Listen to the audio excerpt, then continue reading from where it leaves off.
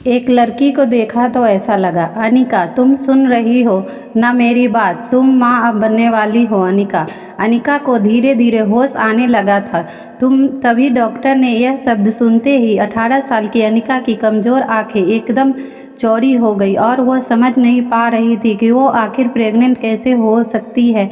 अभी तो उसकी शादी के 24 घंटे भी पूरे नहीं हुए थे और ना ही किसी लड़के ने आज तक उसे छुआ था। ऐसे में अनिका प्रेग्नेंट कैसे हो सकती है। जितनी शॉक्ड अनिका थी उतने ही शॉक्ड उसके पापा भी थे, जो वही डॉक्टर के कैबिन के बाहर खड़े थे, मानो आने वाले तूफान को भांप रहे थे। तभी डॉक्टर ने गौतम से कहा, देखिए मिस्टर गौतम गुलेरिया, मैं समझ सकती हूँ कि आप दोनों इस वक्त बहुत परेशान होंगे, मगर आप लोग को कोई भी फैसला लेने से पहले मैं एक बात बता दूं कि प्रेगनेंसी 4 महीने पार हो चुकी है। अनिका को लग रहा था कि हो ना हो डॉक्टर से ज़रूर कोई गलती हुई है, इसलिए नर्स के सहारे खड़ी होती हुई कमज़ोर अनिका ने थोड़ी ताकत जुटा के डॉक्टर को डांट दिया, और ये आप क्या कह रही है, यह नामुमकिन है। लेकिन डॉक्टर को कुछ बोलने से पहले ही गौतम गुस्से से तिलमिलाकर अनिका के पास आया और उससे जोर से थप्पड़ मार दिया और बोला, इसका जवाब डॉक्टर को नहीं तुम्हें देना चाहिए बेशरम। हॉस्पिटल से बाहर कुछ देर बाद अक्सर कार की बैक सीट पर बैठने वाले गौतम आज अनिका को पीछे बिठाकर खुद ड्राइवर के साथ वाली सीट पर बैठ गए थे, मानो ऐसे करके अनिका को अपनी नाराज़गी जता रहे हो। अनिका जानती थी कि एक बेटी होने के नाते आज उसने अपने पिता को दुनिया का सबसे बड़ा दुख दिया था। एक बिन ब्याही माँ बनकर इतना दुख उन्हें अनिका की माँ गुजरने पर भी नहीं हुआ होगा। लेकिन यह सब जानते हुए भी अनिका फ़िलहाल कुछ भी करने के लिए साइकोलॉजी या मेंटली सक्षम नहीं थी। उसका शरीर कार के बैक सीट पर कमजोरी के साथ शर्म से मानो जम गया था। मनाली भारत का बेहद ही खूबसूरत शहर है। यहाँ देश विदेश से आए टूरिस्ट के कारण शहर में रौनक लगी रहती है, मगर अनिका को ऐसा लग रहा था कि मानो आज मनाली का हर इंसान उसे सवाल की नज़रों से बस एक ही सवाल पूछे जा रहा हो, आखिर कौन है इस बच्चे का बाप। लेकिन इस जवाब को तो अनिका के पास कोई भी जवाब नहीं था। वो बस नम आँखों से एक ही बात सोच रही थी कि जब आज तक उसने किसी लड़के को छुआ तक नहीं तो वह प्रेग्नेंट कैसे हो सकती है। अनिका किसी उलझन में थी। तभी उसके घर के बहुत ही बड़े गेट के अंदर एंट्री हुई। वो गेट बहुत ही पुराना था और उसमें जंग लगी थी, चित्र बना हुआ था। लेकिन गुलेरिया हाउस ब्रिटिश के ज़माने का मकान था, जहां कहा जाता था कि इंग्लैंड के अधिकारी वैकेशन मनाने जाते थे। मकान में पुराने मगर शानदार एंटीक बड़ा गार्डन था और बीच में फव्वारा बना हुआ था, लेकिन अच्छे से मेंटेनेंस न करने की वजह से पिछले कुछ सालों से मकान थोड़ा बंजर सा लगने लगा था। गौतम ने घर में एंटर होते ही अनिका के रिपोर्ट के गुस्से से सोफा पर फेंक दिया और अपने सर पर हाथ रखकर एक घुर्राते हुए शेर की तरह बोला। हॉल में इधर से उधर टहलने लगे। अनिका कमज़ोर शरीर और भारी कदमों से गौतम के पीछे पीछे घर में दाखिल हुई। आज अनिका को उसका शरीर रोज़ के मुकाबले और भी ज़्यादा भारी लग रहा था। वैसे अनिका का वजन उसकी उम्र की लड़कियों से 3 गुना ज़्यादा था। गोल मोटा चेहरा, मोटा पेट और ठुड्डी इतनी वजनदार थी कि अनिका की पूरी गर्दन छिप जाती थी। 120 किलो की अनिका की तुलना अक्सर लोग अनाज की भरी हुई बोरी से करते थे, लेकिन अनिका का शरीर जितना मोटा था उसकी शक्ल उतनी ही मासूम और क्यूट थी। चेहरे के दोनों तरफ एक रसगुल्ले सा हो गया था। वैसे नरम मुलायम सफ़ेद गाल ठंडी की वजह से हमेशा लाल रहती थी।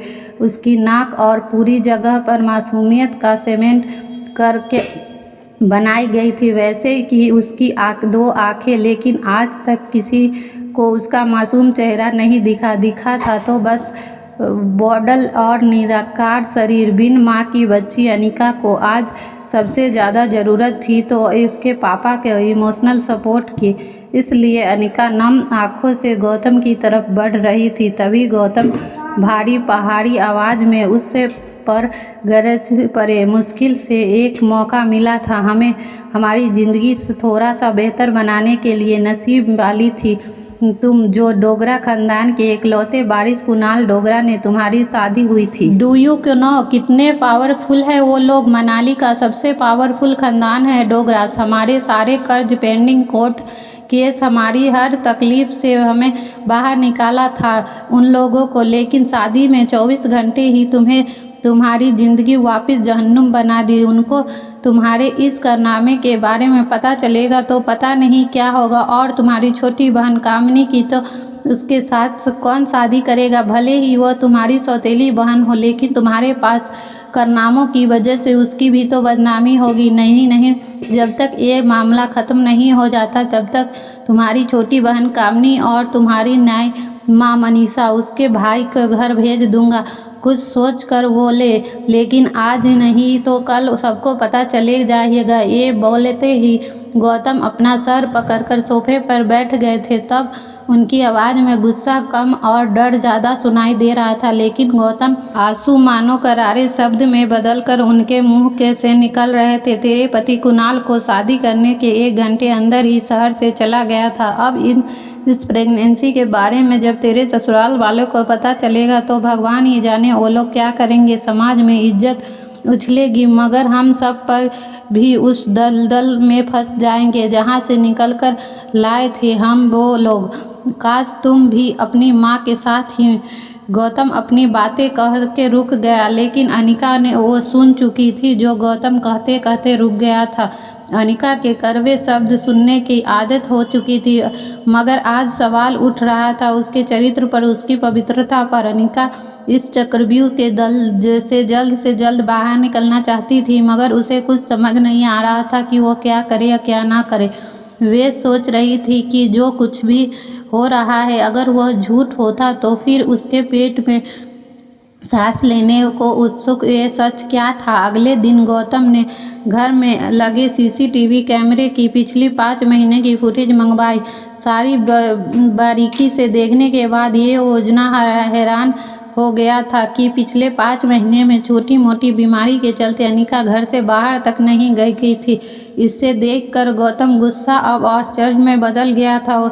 उसको इतना समझ आ गया था कि कहीं तो कुछ गड़बड़ है, लेकिन उससे कोई ज़्यादा उससे यह चिंता हो रही थी कि अब डोगरा खानदान क्या करेगा। जल्द ही अनिका देखभाल के लिए एक नर्स रखी गई। लगातार देखभाल से और दवाइयों से अनिका की तबीयत में सुधार आने लगा, लेकिन साथ ही उसे यह बात रोमांचित कर रही थी कि उसके अंदर एक नन्हा सा जीवन सांस ले रहा था। अनिका की उम्र भले ही कच्ची हो, मगर उसके अंदर एक माँ जल्द ही जन्म लेने को उत्सुक थी। उसकी ज़िंदगी में आखिर वो कौन आने वाला था जो सिर्फ और सिर्फ उसका होगा। 4 महीने बीत चुके थे।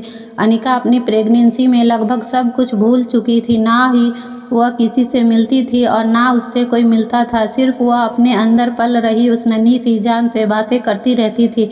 ऐसे में एक दिन अनिका पाइप पर अपने घर के बाहर गार्डन पर पानी डाल रही थी।